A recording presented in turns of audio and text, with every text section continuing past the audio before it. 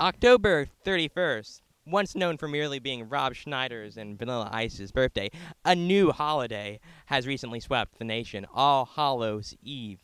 I interviewed my peers about this new phenomena. Do you know what you're going to be for Halloween?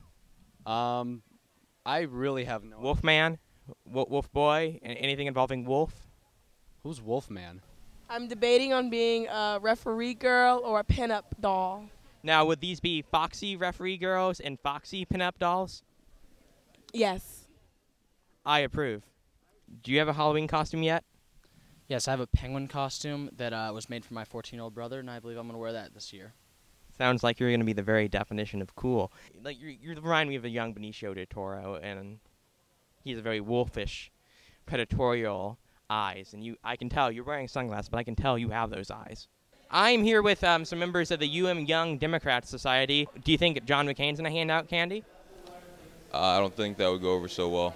Old people do love candy. You don't think there's any chance he's going to hand out some Werther's Originals? He might scare the children a little bit, so that might be a good idea.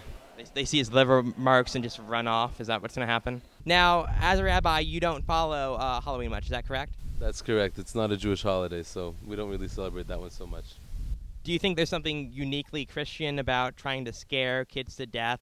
Would you like some candy? Sure.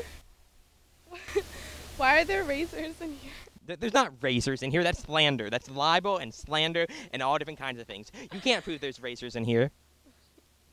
This interview's over. We're here at the UM Blood Drive, a ground zero for any possible vampire attack on campus. I am prepared, though. I have just seen Buffy Season 2, so let's do this.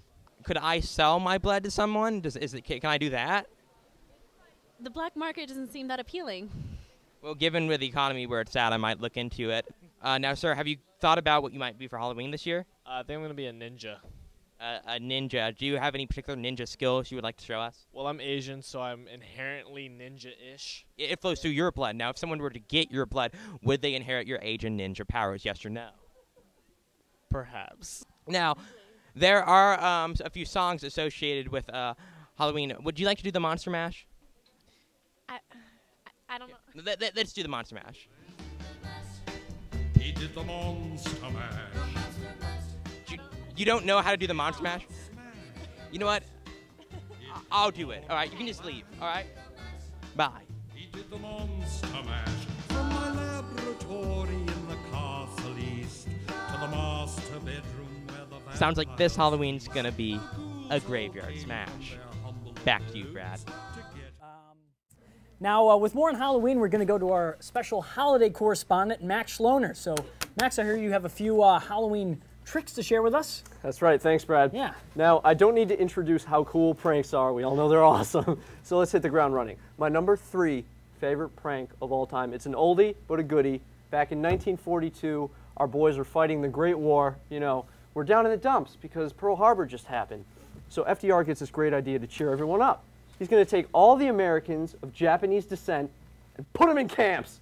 They had no idea where they were. Max, weren't those internment camps?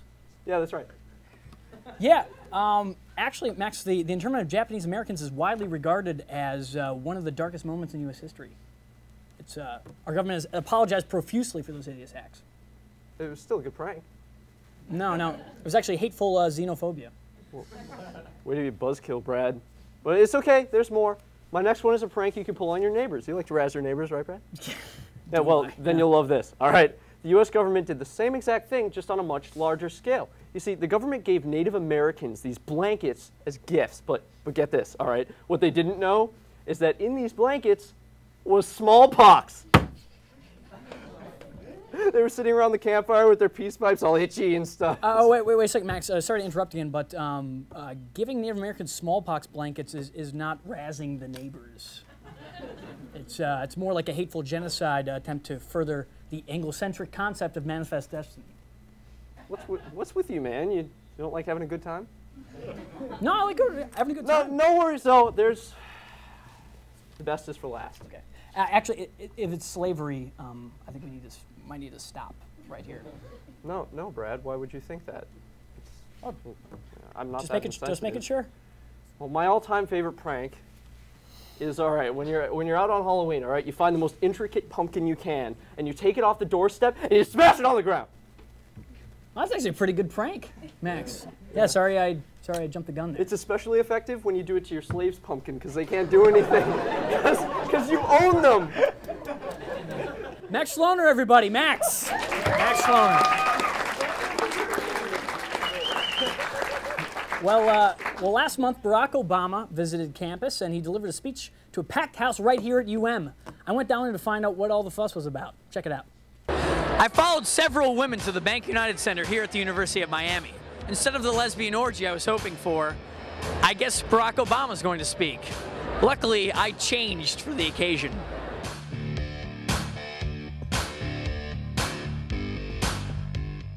I'd like you to count how many times Barack Obama says change in his speech. We can't change direction. Change means change. 3. Guess it's a normal amount. Sorry about that. Yes, we can. Yes, we can. Thank you. So many women in the house.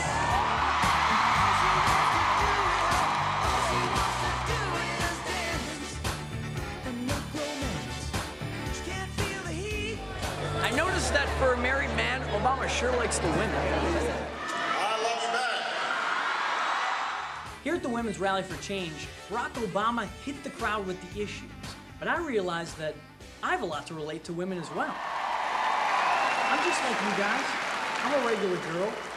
I'm extremely awkward at throwing things. I'll admit it. Just like every one of you. It's all about healthcare. It's all about the healthcare. I give breast examinations 2 to 3 times a day. That's how devoted I am to women's health. Take a look at the single mothers out there. I'm just like you. I go home to 2 little girls every day, and they ask me where their mother is. And I don't tell them. Now, to understand you guys, I am wearing women's panties. Now, John McCain may call that weird. I call it understanding. I'm Brad Gage, and I approve this message. Well, the rally may be over, but the party's just begun. I'm going to be in the green room. Back to you, Brad.